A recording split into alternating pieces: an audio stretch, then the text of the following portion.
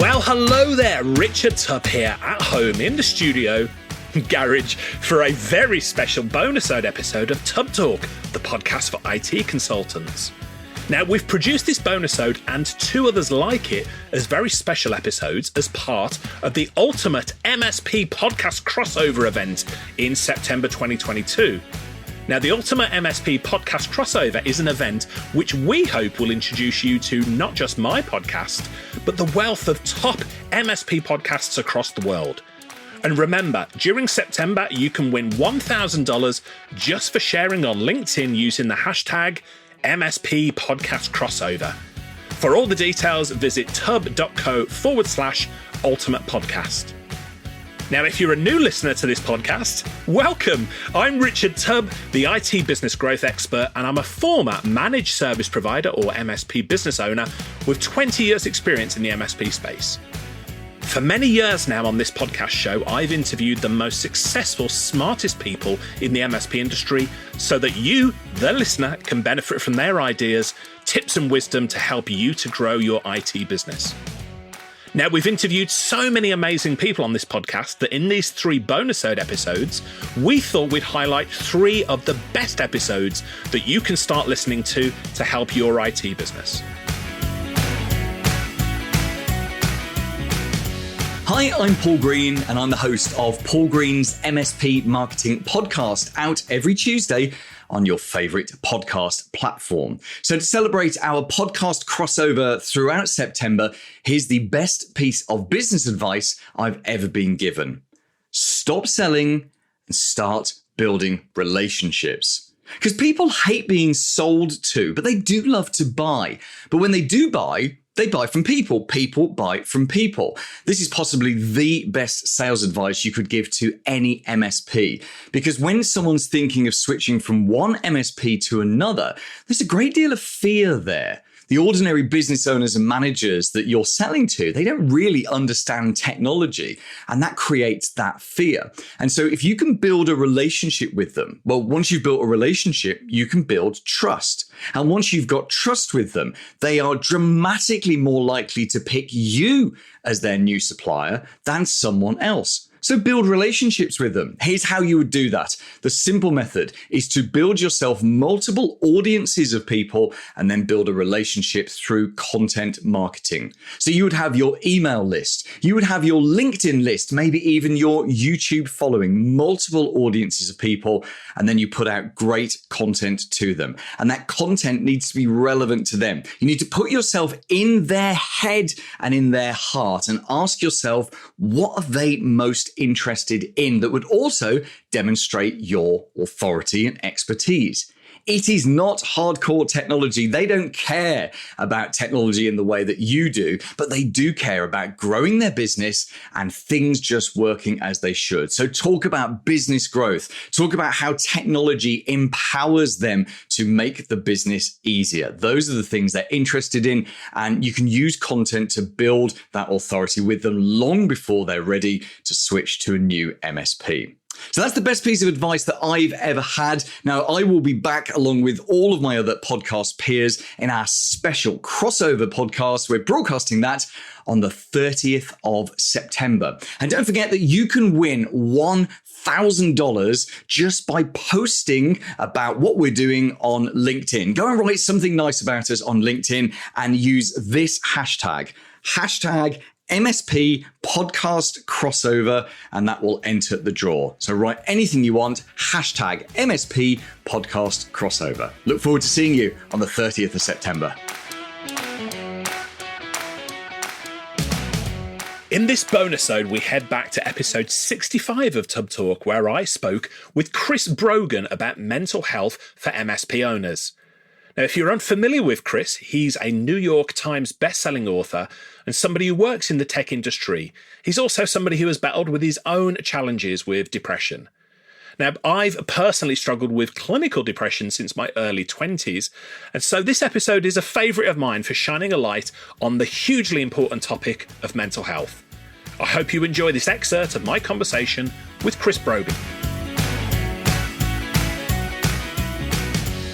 What advice would you have for business owners in making sure that they are kind to themselves?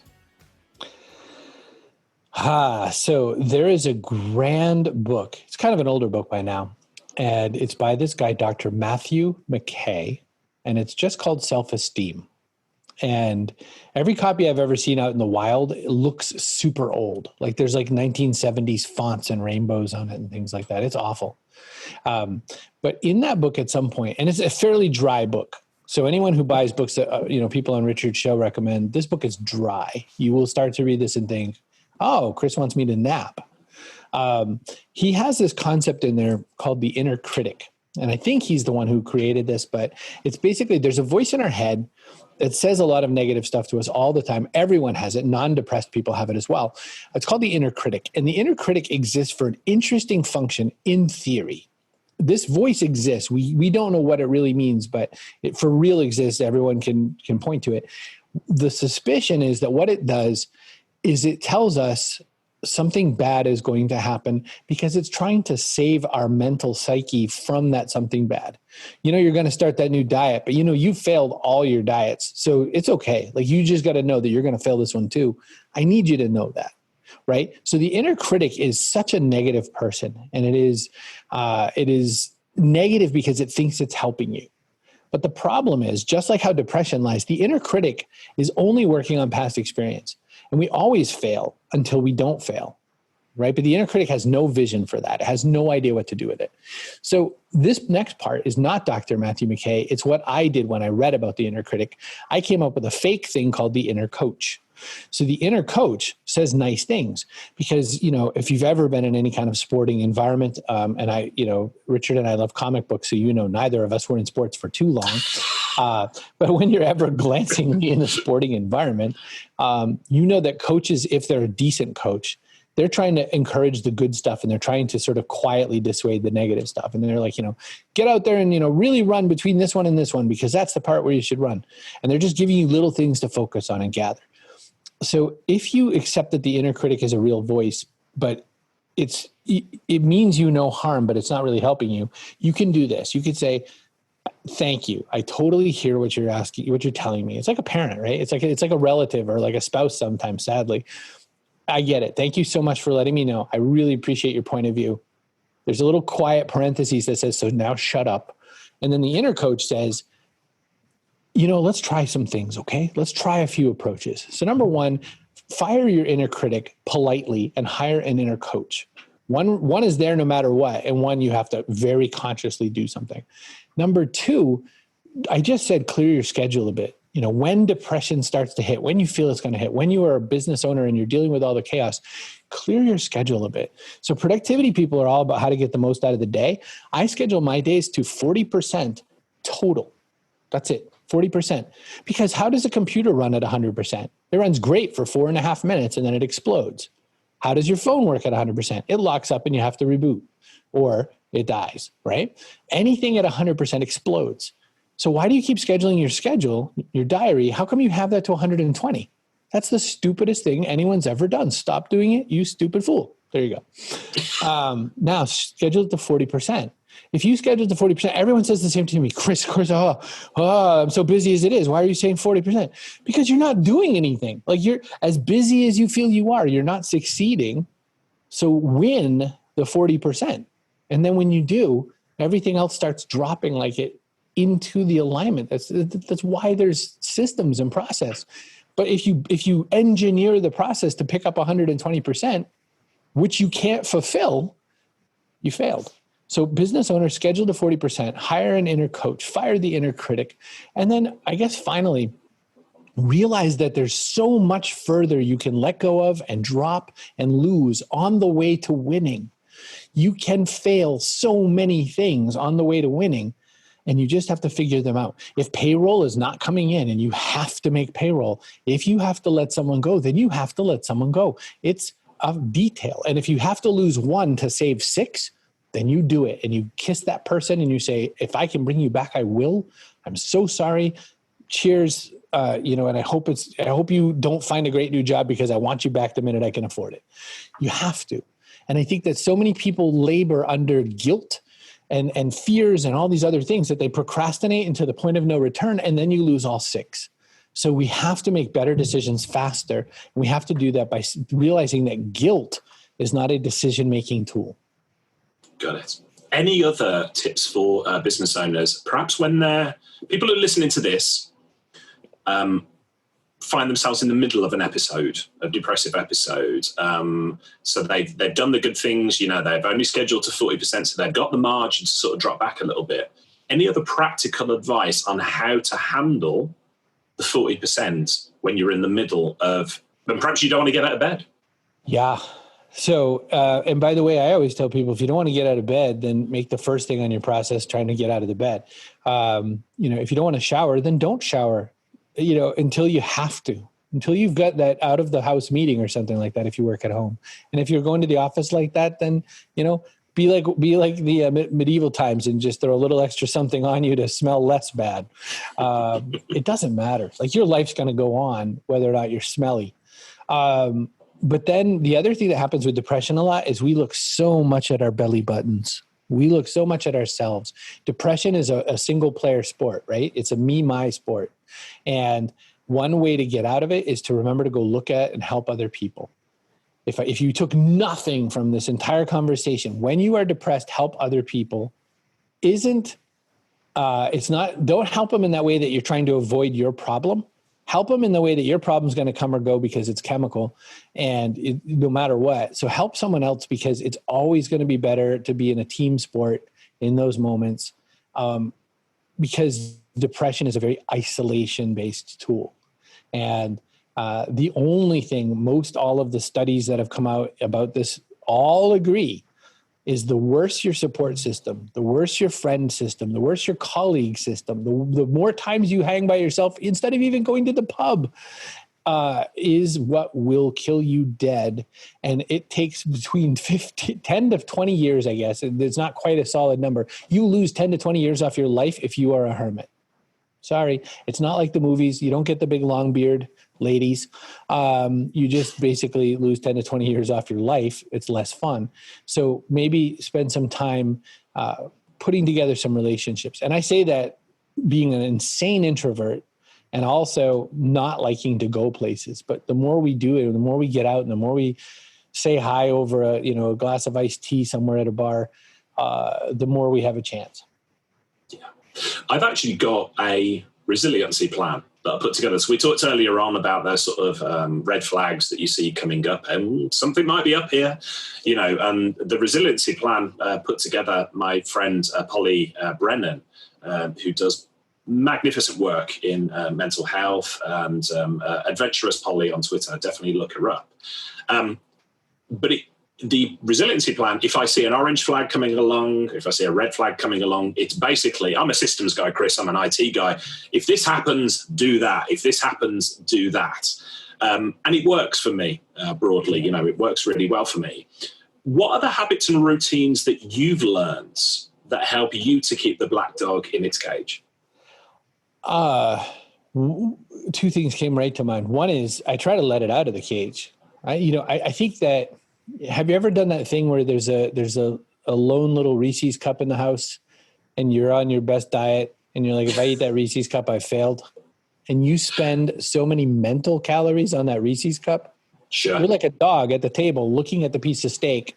If the owner leaves this room, that steak's gone. That's all you're thinking, right? What is that dog thinking about besides that steak? Zero, right? Eat the damn Reese's cup. Just eat it. Just get it out. So with the depression, I let the dog out. If I'm dealing with it, I'm going to deal with it. I try my best to be alone for that and then go find people, but if I'm going to have to deal with it, if I have to have a good long cry, I have the cry. Who cares? I let it go. Number one, because anytime we resist something for so long, zero good things in life deal with resistance. I almost wish in wars that it was never called the resistance. I always wish it was called the we're going to fix it problem thing, because it's going forward, right? I get that they're resisting occupation. The other thing I do, and it's like your system, I'm a big fan of like little 3-inch by 5-inch index note cards, and I think that if you put a few little stacks together and left them somewhere where you could get to them, that put you through some really simple processes, I think that helps a lot, and one could be really as dumb as, go wet a face cloth and put some soap in it and rub it around a few naughty bits and call it a day, right? Like it feels gross, sounds stupid, whatever. But you know what? Sometimes in the worst of the depression, that's a win. Not smelling like a dead donkey might be your win for the day. So put those on a card. And then also on the card, who should I be emailing right now? Who can I ignore? If you ask yourself some questions in those moments, it really helps and it assuages some of the guilt. So I think cards I'll use as one, and the other is really just let the dog out, because I think resistance wastes so many more calories. It's like procrastination and all the other things we talk about. It's just so much work to do that, and it's so much easier.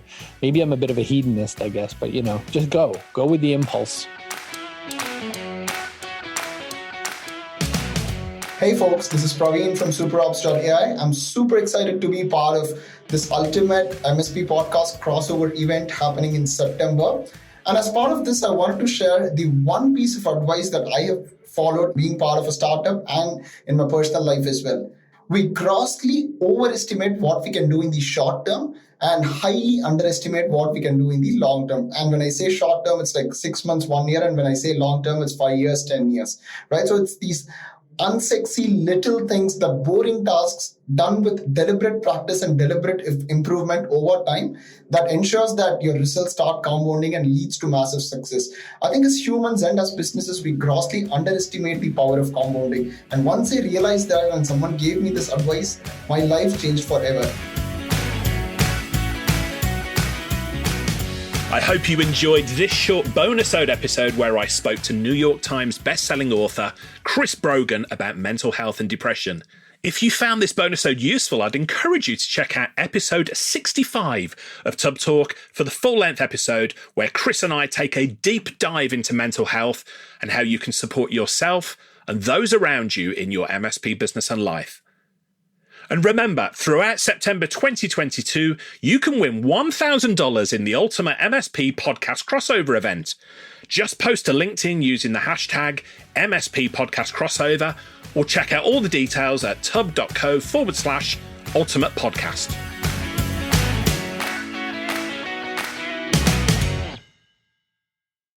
Hey team, this is Richard again. Just one more thing before you take off, and that is MSP Insights. Now, every Tuesday, I share my thoughts on the business of IT with you, the managed service community. Thousands of managed service providers already subscribe to MSP Insights. It's easy to sign up, easy to cancel. MSP Insights is basically a short email from me every Tuesday without fail with advice on growing your IT business, plus cool resources I've found, discovered, or started exploring that week. It's kind of like my diary of cool things and often includes articles or books I've read, tools I've discovered, and events I think you'd be interested in, often sent to me by my friends and Tubb Talk podcast guests. So if that sounds fun, a short tiny bite of MSP goodness every Tuesday, and you'd like to try it out, just go to go.tubb.co/Tuesday. That's go.tubb.co/Tuesday. Drop in your email and you'll get the very next one. Thanks for listening.